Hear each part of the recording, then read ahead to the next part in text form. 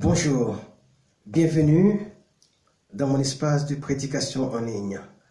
J'aimerais partager avec vous un texte tiré de l'évangile de Matthieu au chapitre 13 à partir du verset 45 au verset 47. Après la lecture, je chanterai une chanson. Le royaume des cieux est encore semblable à un trésor caché dans un champ. L'homme qui l'a trouvé le cache et dans sa joie, il va vendre tout ce qu'il a et achète dans ce champ. Le royaume des cieux est encore semblable à un marchand qui cherche de belles perles. Il a trouvé une perle de grand prix. Il est allé vendre tout ce qu'il avait, il l'a acheté. Le royaume des cieux est encore semblable à un filet jeté dans la mer et ramassant les poissons de toute espèce. Quand il est rempli, nous ajoutons le verset 48. Les pêcheurs le tirent, et après s'être assis sur le rivage, ils mettent dans des vases ce qui est bon, et ils jettent ce qui est mauvais. Amen.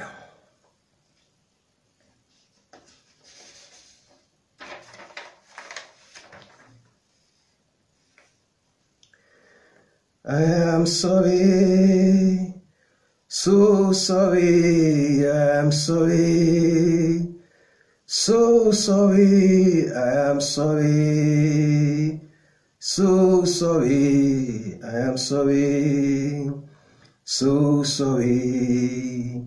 Let's give praise to the Lamb, let's give praise to the Lamb, to our Almighty God, worthy is the Lamb. Let's give praise to the Lamb, let's give praise to the Lamb, to our Almighty God, worthy is the Lamb. I remember where I met you, I remember where I met you, I remember where I met you, you touched me and healed me. Give praise to the Lamb, let's give praise to the Lamb, to our Almighty God, worthy is the Lamb. Let's give praise to the Lamb, let's give praise to the Lamb, to our Almighty God, worthy is the Lamb. I am sorry, so sorry, I am sorry, so sorry, I am sorry, so sorry, I am sorry, so sorry. I remember where I met you, I remember where I met you, I remember where I met you, you touched me, you healed me. You keep your promise of faithfulness and loving kindness are yours, taking up from the whole, everyone falling in the darkness. To lie, waking up to surface all the needy, desperate in the deep away, making paralytics standing up, walking and jumping of joy. I am sorry, so sorry, I am sorry, so sorry, I am sorry, so sorry, I am sorry, so sorry. I remember where I met you, I remember where I met you, I remember where I met you, you touched me, you healed me, you keep your promise of faithfulness and loving kindness are yours. Taking up from the whole, everyone falling in the darkness. To light, taking up from the whole, everyone falling in the darkness. To the line, waking up to surface all the needy, desperate in the deeper way, making paralytics standing up, walking and jumping. Oh, for joy, I remember where I met you, I remember where I met you, I remember where I met you. You touch me, you heal me, I remember where I met you, I remember where I met you, I remember where I met you. You touch me, you heal me, you keep your promise, faithfulness and loving kindness are yours. Taking up from the whole, everyone falling in the darkness. To light, waking up to surface all the needy, desperate in the deeper way, making paralytics standing up, walking and jumping of joy. I remember where I met you, I remember where I met you, I remember where I met you. You touch me, you heal me, you touch me, you heal me, you touch me, you heal me. Alléluia.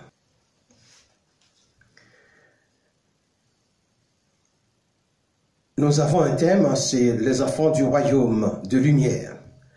Or, les enfants du royaume de lumière et ceux du royaume des ténèbres. Quand on parle du royaume des ténèbres, cela ne veut pas dire que c'est un univers où tout est noir, comme dans une nuit noire sans lune. Sous une forme imagée, les ténèbres représentent tout ce qui est en deçà de la vérité, tout ce qui est l'œuvre du mal, tout ce qui est abstrait, douteux, tout ce qui engendre le mal dans son essence. En un mot, c'est tout ce qui est immoral. Nombreux sont ceux qui restent dans le questionnement suivant. Dieu est amour, pourquoi permet-il le mal, ou du moins, il connaît le futur, pourquoi n'a-t-il pas agi en conséquence, ou du moins, puisque Dieu est lumière, pourquoi l'obscurité existe-t-elle? À cette question, je vous donne une première réponse, qui se résume donc dans sa présence. Quand la lumière se retire, l'obscurité s'installe. Une créature qui n'a pas la présence de Dieu dans sa vie a de facto une autre présence qui s'installe. Une autre présence qui s'installe, bien sûr, en l'absence de Dieu. Ce qui nous donne un opposite de présence et d'absence est que l'une et l'autre ne peuvent cohabiter. Les ténèbres ne sont plus ténèbres quand Dieu est présent. C'est son absence qui est ténèbre. Le Saint-Esprit étant tributaire de nos vouloirs, nous laissons nos capacités du libre arbitre, s'abstient volontairement en prenant la route de l'absence quand les péchés sont totalement présents.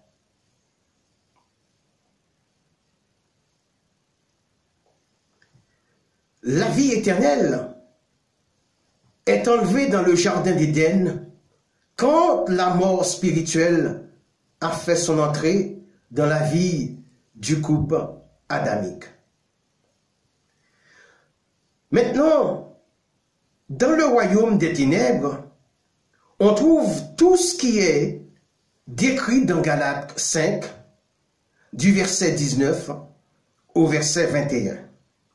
Ce sont l'impudicité, l'impureté, la dissolution, l'idolâtrie, la magie, les inimitiés, les querelles, les jalousies, les animosités, les disputes, les divisions, les sectes, l'envie, l'ivrognerie, les excès de table et les choses semblables, parce qu'il y en a davantage.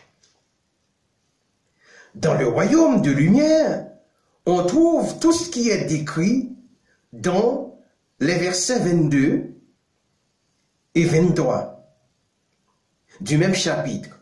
Et ce sont l'amour, la joie, la paix, la patience, la bonté, la bienveillance, la fidélité, la douceur et la tempérance.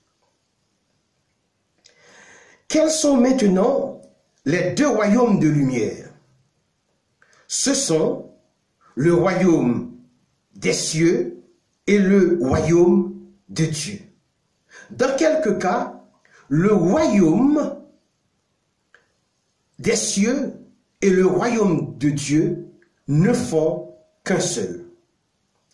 Dans une certaine spécificité, le royaume des cieux est un royaume qui s'exerce sur la terre, quand bien sûr le royaume de Dieu est un royaume qui s'exerce dans l'univers du firmament avec les créatures célestes.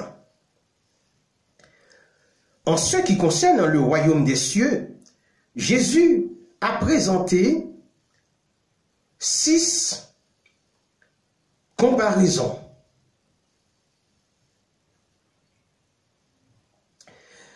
Il les a commentées avec soin pour montrer que le royaume des cieux traite avec tout ce qui est terrestre. Tandis que le royaume de Dieu traite plus précisément avec tout ce qui est inaccessible dans le firmament. Selon Matthieu chapitre 13, du verset 24 au verset 47, il caractérise les 6 paraboles comme celles qui suivent.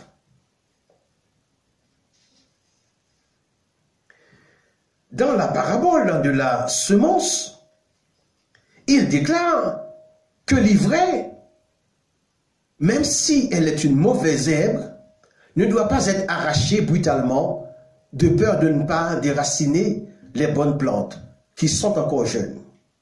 Deuxièmement, dans la parabole du grain de sénévé, il met l'accent sur le plus petit grain qui devient un grand arbre. Dans celle du levain, il met l'accent sur le produit de l'homme qui transforme l'état initial d'un produit en valeur augmentée. Quatrièmement, il dépeint le royaume des cieux comme un trésor caché et retrouvé par un autre qui, pour se l'approprier, doit acheter le champ dans lequel se trouve le trésor pour qu'il en soit le propriétaire légal. En 5e position, il compare le royaume des cieux à une perle de grande valeur à qui sait connaître la valeur intrinsèque d'une pierre précieuse. Comme dit Salomon, celui qui trouve une femme vertueuse trouve une perle rare.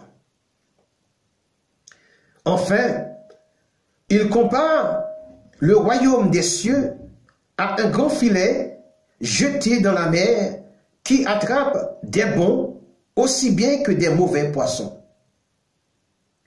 Dans cette dernière parabole, c'est le pécheur qui va à la pêche.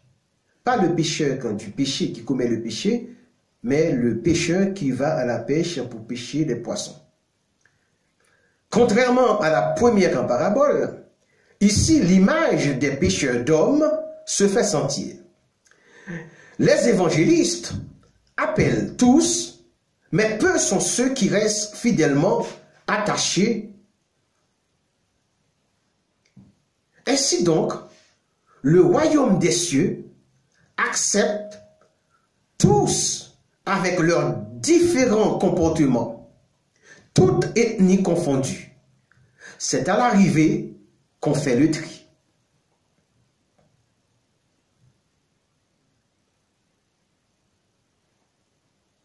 Mais ce qui nous intéresse est la différence entre les deux appellations du royaume de Dieu, qui ne forment qu'un seul royaume.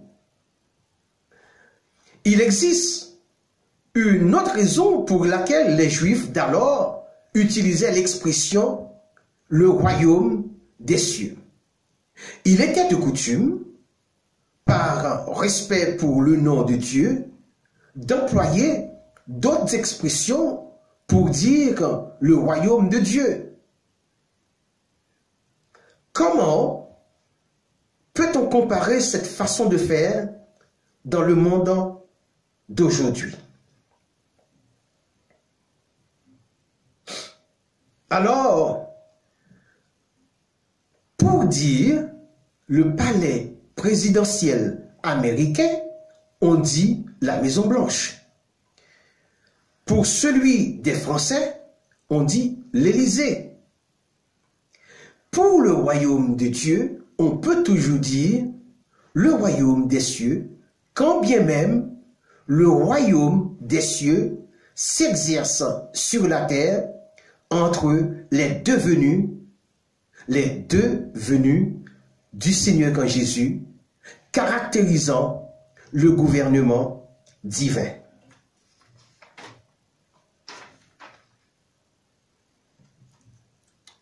Le nom de Dieu est tellement respecté par les Juifs que ceux-ci utilisèrent différentes appellations pour s'adresser à Dieu. La première appellation se trouve en Genèse en chapitre 17, verset 7, où il est appelé Elohim, qui veut dire créateur, puissant et fort. Quand bien même, c'est à partir de Genèse en chapitre 4, verset 26, qu'on commença à invoquer le nom de l'Éternel après la naissance d'Enoch, fils de Seth. Abraham utilisa l'appellation de Jéhovah Jireh pour dire que l'Éternel pourvoira. En ce qui concerne les appellations divines, il en existe un très grand nombre. Pour ce qui concerne les deux appellations du royaume, nous apprenons que le royaume de Dieu est dans un cadre plus universel, intégrant les créatures célestes comme les chérubins, les archanges, les séraphins et les anges. Quant au royaume des cieux, quant à cette appellation, elle traite seulement, cette appellation, elle traite seulement avec les hommes. Telle est la différence entre les deux appellations. Dans le contexte présent, nous sommes les enfants du royaume des cieux et du royaume de Dieu par connexion spirituelle avec Jésus qui siège à la droite du Père. Il faut tenir compte que le royaume de Dieu est investi des êtres spirituels super puissants qui n'ont aucun rapport avec le péché. C'est pourquoi il est dit dans Luc 7, verset 28, que le plus petit dans le royaume de Dieu est plus grand que Jean-Baptiste, de qui Jésus disait que parmi ceux qui sont nés de femmes, il n'y en a point de plus grand que lui. Je disais au début que les deux appellations peuvent aussi être utilisées dans une même optique. Elles peuvent en vouloir signifier la même chose. Quand nous jetons un regard dans Luc chapitre 16, verset 16, nous constatons que le royaume de Dieu est employé pour dire la même chose que le royaume des cieux de Matthieu 11, verset 12.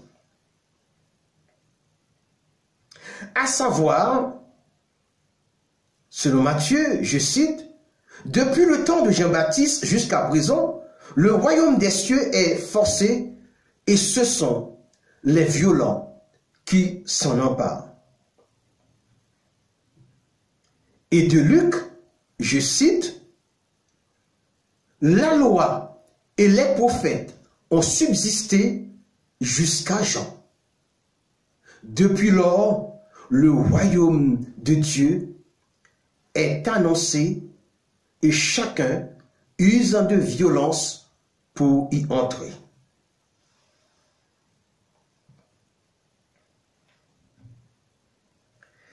Cette citation est difficile à comprendre.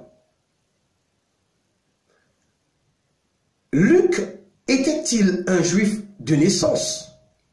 Est-ce que c'est pour cela qu'il n'avait pas employé le royaume des cieux à la place du royaume de Dieu? Selon des écrits anciens, on rapporte que Luc est né à Antioche, en Syrie, grec de naissance et médecin de profession. Il fut célibataire comme Paul. Nous n'avons pas la date exacte de sa conversion. Il est probable que sa conversion soit postérieure à la Pentecôte ou parmi les premiers à être convertis pour devenir plus tard le compagnon de l'apôtre Paul.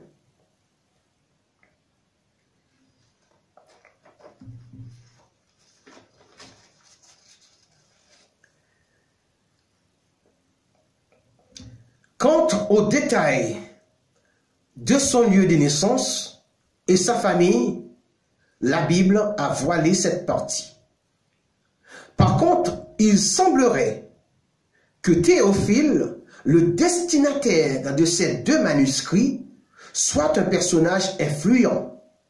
Et nous apprenons également que le premier manuscrit, qui est son évangile, s'adresse plutôt aux Grecs.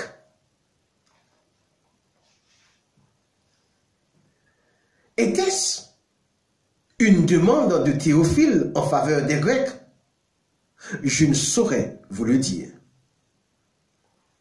Étant donné que je n'aime pas fouiller dans les écrits apocryphes, je me contente des données présentées aussi infimes qu'elles soient. Maintenant, tout devient clair. Nous avons des données pour résoudre l'équation de Luc. Nous savons que son évangile s'adresse aux Grecs.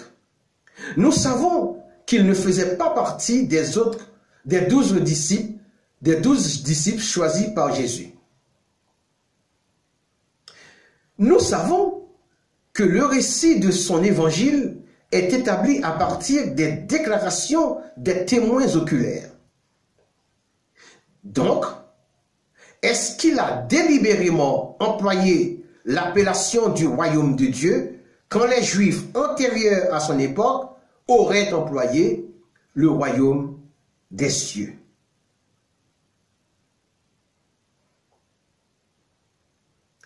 Donc, ce que nous savons est que le royaume des cieux est annexé au royaume de Dieu. L'appellation plutôt. L'appellation est annexée à l'appellation du royaume de Dieu.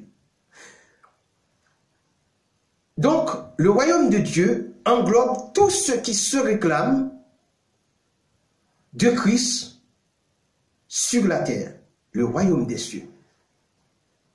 En effet, la domination de Dieu qui se manifeste présentement aussi bien dans le royaume de Dieu que dans le royaume des cieux s'exercera dans le royaume millénaire.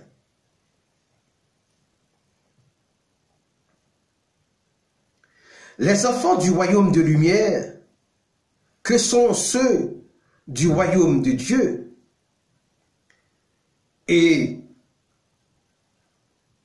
ceux du royaume des cieux, possèdent tous les bagages spirituels nécessaires pour vaincre l'immoralité, pour ramener les ténébreux à la lumière, pour se soustraire eux-mêmes des emprises du malin. Toutes les fois que vous ne recherchez pas d'abord le royaume de Dieu avant de chercher les choses du royaume de la vanité, vous faites violence au royaume de Dieu dans le sens littéral. Selon Matthieu, chapitre 6, verset 33. Cependant, la violence en question peut se traduire comme par une ferme résolution au sens figuré. Elle peut se manifester par un désir ardent de gagner le royaume de Dieu, spirituellement parlant, malgré les difficultés rencontrées. Les interdictions déraisonnables, les manquements et les conditions temporelles. Depuis le temps de Jean-Baptiste jusqu'à présent, le royaume des cieux est forcé et ce sont les violents qui s'en emparent. Selon Matthieu, le verbe emparer de ce verset, employé à la forme pronominale, a pour sens de prendre possession de quelque chose ou de quelque lieu, comme dans le sens de s'emparer d'une forteresse où les occupants doivent de gré ou de force abdiquer.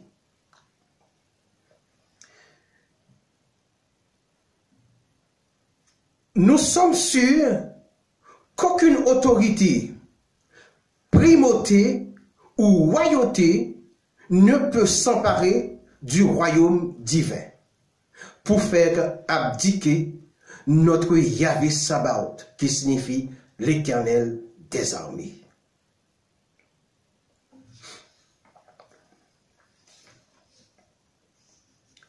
Si on tient compte que le royaume de Dieu est inébranlable, personne ne peut y entrer en faisant violence sur autrui. Autrement, son entrée sera celle du jugement. L'expression « les violences s'en emparent » ne doit pas être interprétée littéralement au risque de placer le royaume des cieux en deçà des royaumes terrestres. Cependant, après avoir interrogé le texte de Matthieu 6,33, celui-ci m'a directement introduit dans Luc chapitre 5, versets 19 et 20, qui montre le type de violence dont il est question. Le fait qu'il nous ait dit que des gens ont créé une ouverture sur le toit de la maison où se tenait Jésus afin de faire descendre le lit avec un malade, montrent que c'est un acte qui n'était pas sans danger de faire une chute violente. Là, c'est une saine violence de la foi pour entrer dans le royaume de Dieu. À cet acte, nous pouvons ajouter que quelques-uns durent faire preuve d'une ferme résolution pour devenir disciples de Jésus, selon Luc chapitre 16, verset 16. D'où leur entrée dans le royaume des cieux par une sorte de résistance ou violence. Par la résistance de la foi, ils ont résisté à la famine, ils ont résisté devant la perte financière totale, ils ont résisté à la maladie, ils ont résisté à l'ignominie, au mépris, à l'abandon et à la solitude. Quoiqu'ils n'eussent jamais été des acteurs de violence physique ou verbale, par la résistance de la foi, ils deviennent violents aux yeux de l'ennemi de la croix. Exemple, la femme atteinte d'une perte de sang depuis 12 ans est vue employer la violence de la foi pour frayer un passage pour qu'elle touchât Jésus. Celui de Zachée qui monta sur un sycomore est un acte d'usage violent. D'autres types de violents peuvent s'emparer du royaume des cieux par une repentance sincère ou une conversion totale. Le brigand sur la croix s'en fut emparé par la repentance en disant à Jésus, « Souviens-toi de moi quand tu viendras dans ton règne. » Bien d'autres encore, comme l'apôtre Paul, se sont emparés du royaume des cieux. Dans Romains, chapitre 14, verset 17, Paul dira plus tard que le royaume de Dieu, ce n'est pas le manger et le boire, mais la justice, la paix et la joie par le Saint-Esprit. Ainsi donc, les enfants du royaume de lumière ne cherchent que la justice, la paix et la joie en tant que temple vivant du Saint-Esprit. Mais les enfants du royaume des ténèbres ne provoquent que le contraire, qui se traduit par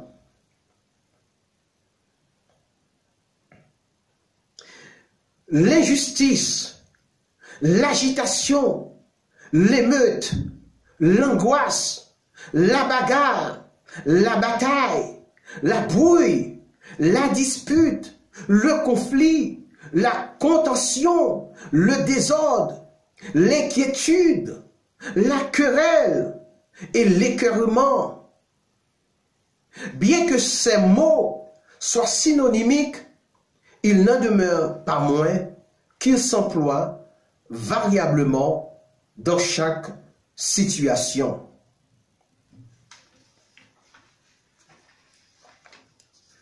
Les enfants du royaume de lumière savent se contenir par-delà les attraits charnels qui leur sont des ennemis internes et avec lesquels ils doivent accepter de vivre en demandant à Dieu de les aider à accepter ce qu'ils ne peuvent pas changer. Bien que le royaume de Dieu soit inaccessible et inébranlable, les enfants de Dieu le reçoivent. C'est pourquoi il leur est demandé leur reconnaissance en rendant à Dieu un culte qui lui soit agréable avec piété et avec crainte. Cette crainte n'est pas celle éprouvée à l'égard d'un despote, mais un sentiment noble éprouvé à l'égard d'un père à qui on aimerait toujours plaire. Une crainte de ne pas perdre la communion avec lui. Une crainte de ne pas l'attrister. Une crainte de ne pas attiser la flamme de sa colère. Ou la flamme de sa jalousie. Car tout ce que nous éprouvons, le Saint-Esprit l'éprouve aussi. Il peut s'attrister, selon Éphésiens chapitre 4, verset 30. Il peut recevoir de l'opposition, selon Actes chapitre 7, verset 51. Il peut rencontrer de la rébellion, selon Ésaïe chapitre 63, verset 10. Il peut être outragé, selon Hébreux chapitre 10, verset 29. Il peut s'éteindre, selon 1 Thessaloniciens chapitre 5, verset 19.